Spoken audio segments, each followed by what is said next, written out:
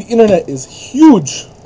It's huge. It's big, and things are being put on there every day. And who knows? Maybe somebody in some corner of the internet is talking about you, or your kids, or your workplace, or something like that. The internet is so big. Even if you were on it all day, you would not be able to know everything everyone was saying about you, or everything that was on the computer or on the internet somewhere regarding you or your life. So how do you manage this type of stuff? I personally am on the computer a lot.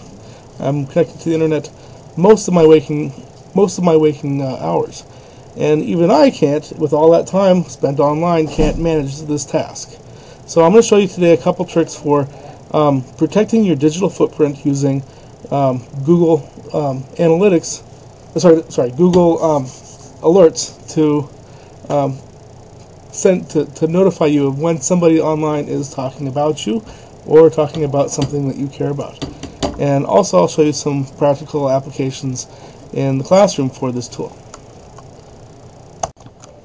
We all use Google an awful lot. It's in fact the #1 website that's out there.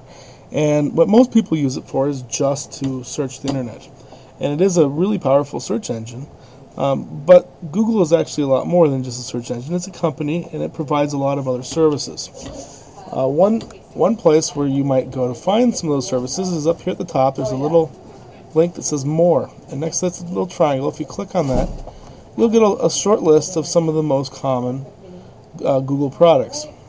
But at the bottom of that list is an option called Even More, and if you click on Even More, you get a list of all of the products that Google owns.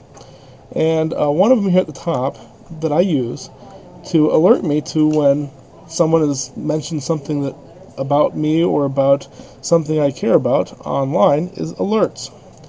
And so if I click on Alerts, it allows me to type in a search term. So I'm just going to search for EMID. And so I can tell it what to restrict it to. It can either be comprehensive or it can be restricted to news, blogs, web, or video, or groups. I'm going to tell it comprehensive. I can tell it how frequently I want it. Do I want it every day? Do I want it as it happens? Once a week, so on and so forth. I can also tell it how many results to display, and I think 20 is sufficient. So I tell it what email address to deliver it to, and I'm just going to have them deliver it to my Yahoo account. I'm going to hit create. And so here is a list of all the things that I search for. Now, I have a really common name. If I did a Google alert for Carl Anderson, I would be alerted all the time. And in fact, most of those wouldn't probably be about me. I'd have to do my own little search to get through all that to figure out which things are actually pertaining to me. Usually, I would probably get this guy, but unfortunately, I don't have his singing voice or his acting ability. I am not to be confused with Carl Anderson from Jesus Christ Superstar. I choose to use some of my other usernames or things that identify me. So I've used this username for most of my online presence since I was in college, Anders CJ, and that was actually the first part of my first email address that was issued to me by the college. And I've kind of stuck with it because I can typically use that on most sites. That's a username that's not usually taken. And so oftentimes I will get alerted when somebody mentions Anders CJ on a website or on Twitter or on Facebook or wherever it is that someone's mentioned that username. I also write a blog called Techno Constructivist, so I subscribe to alerts to Techno Constructivist. And so I get alerted anytime anyone posts anything with those words in it.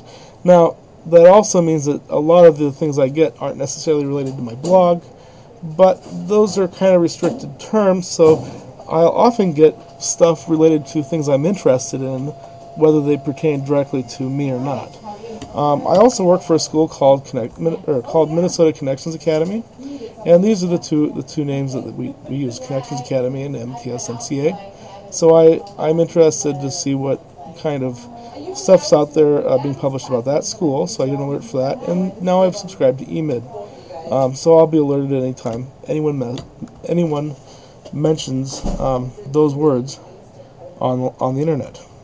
So how does that look? So in my email, when I get an alert, it shows up as being from Google Alerts, and it'll tell me what search term there is here. So if I click on this first one, this is the most recent, and here we have a number of websites that mention Connections Academy. And let's go to the next one. So here's one on techno-constructivism. That's actually not pertaining directly to me. I think that's a conference that was going on, and that was the title of a conference session. But anyway, I can be alerted as soon as someone mentions something about me or something I'm interested in. Now, this is also really good for research.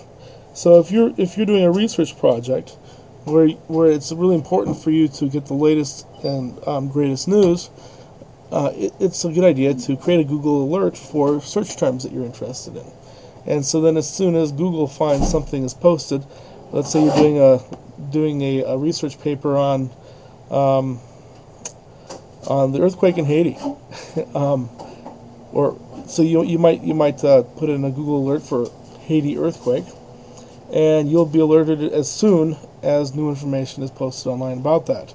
Now, you probably right now be inundated with a ton of sites because that is a pretty big topic. So you may want to use this for things that are more specific. But it can be a very valuable and powerful research tool online.